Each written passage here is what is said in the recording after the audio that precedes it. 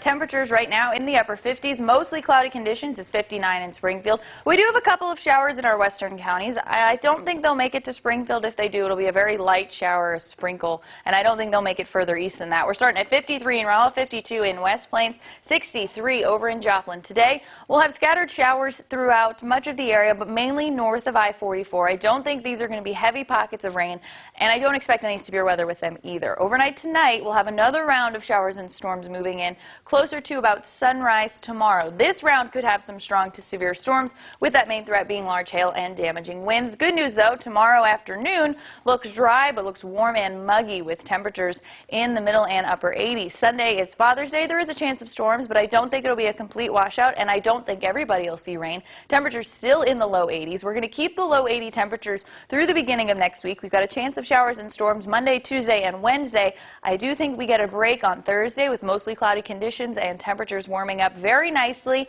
and very muggy, too, into the middle and upper 80s.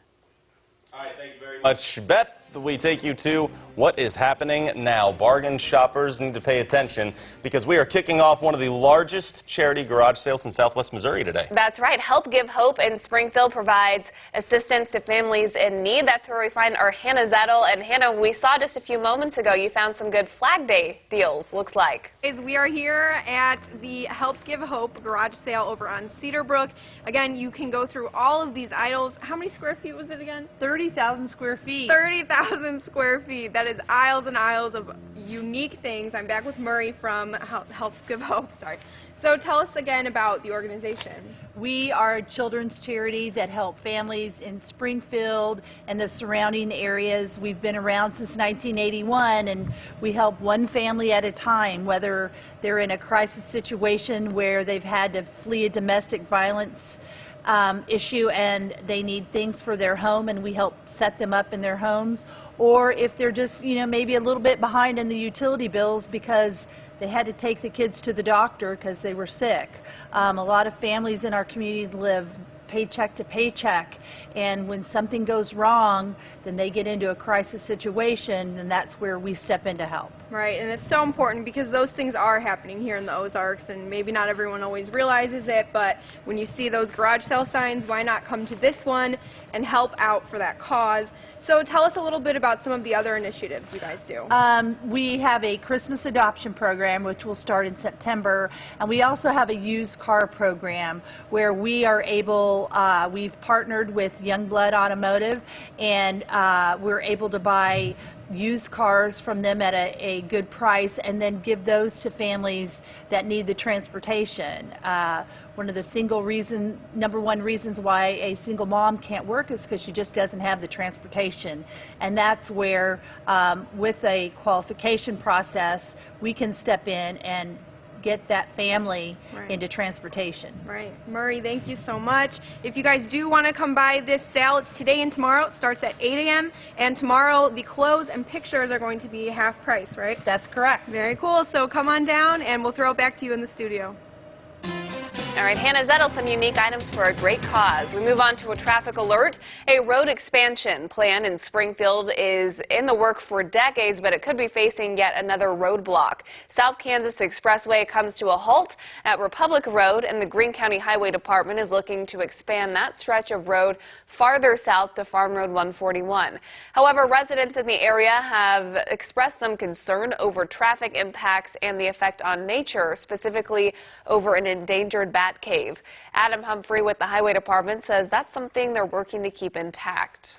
That's one of the components that we're addressing through the Kansas project, is to assess what impact, if any, it may have on that, and ultimately to work through a plan that allows us to implement conservation measures as we build the project. Humphrey says construction on the $30 million project will hopefully begin early next year. And you're right to know this morning, a man found guilty of second-degree murder and armed criminal action is due in court today for sentencing. Shane Stamm and two others were involved in a homicide in a Springfield mobile home park in February of 2018. According to a statement, Stamm, Jerry Earls, and Dustin Stacy forced their way into a home and shot and killed Kenneth Clark. Prosecutors described the case as retaliation from a deal that went wrong. Dustin Stacy was sentenced to a total of 30 years in prison for a role in this. Earls is due for sentencing next week. Daryl Thomas is also set to appear in a Greene County courtroom this morning for an arraignment. The 19-year-old was charged with unlawful use of a weapon, 2 counts of armed criminal action, and assault in the first degree in April after he fired shots into a local come-and-go, striking a woman in the ankle. According to the probable cause statement, Thomas says he was shooting at a person who had shot at him a month earlier. A new indictment has come out against a man charged in May for illegally owning firearms as a convicted felon. This alleges Lang Lee owned unregistered items that could be used to make guns fully automatic. Lee was initially caught in May when authorities made a controlled delivery to his home. The package from China contained the items related to the charges. While searching his home, law enforcement also found marijuana and potentially stolen farm equipment. Some more local news to bring you. Kids in the Woodland Heights neighborhood will soon have some new playground equipment, and it's all thanks to a $100,000 revitalization grant donated by Republic Services. The equipment will be installed at Lafayette Park in Springfield, that's northeast of Grant and Commercial. It will be ADA accessible and have extra rubber pads for safety. Zone 1 Councilwoman Phyllis Ferguson says she's grateful for the donation. The park's current playground equipment will be torn down next Saturday. Flag celebrations going on today, especially one at the Greene County Historic Courthouse. The ceremony will start at 10 for Flag Day, as there will be a special presentation by members of the Sons of the American Revolution and a proclamation from the Greene County Commission. And the Community Partnerships Ozarks Alliance to End Homelessness and Missouri State are releasing the 2019 High Risk and Homeless Youth Report tonight. The announcement takes place at a bookshop at 6:30. The event also includes individuals sharing stories about homelessness. Now, according to this year's report, more than 70 youth responded to the survey. 73% of those have been victims or have witnessed traumatic events while in a caregiving situation. All right, that's about it for us on Daybreak. Lauren, you ready to hit the road here? I'm hitting the road, yeah. Hitting the road, Jack, except Joe. But yeah, he actually... That's wow, good, it works. I like that. I didn't think that was that funny. Thanks for laughing at my joke, guys.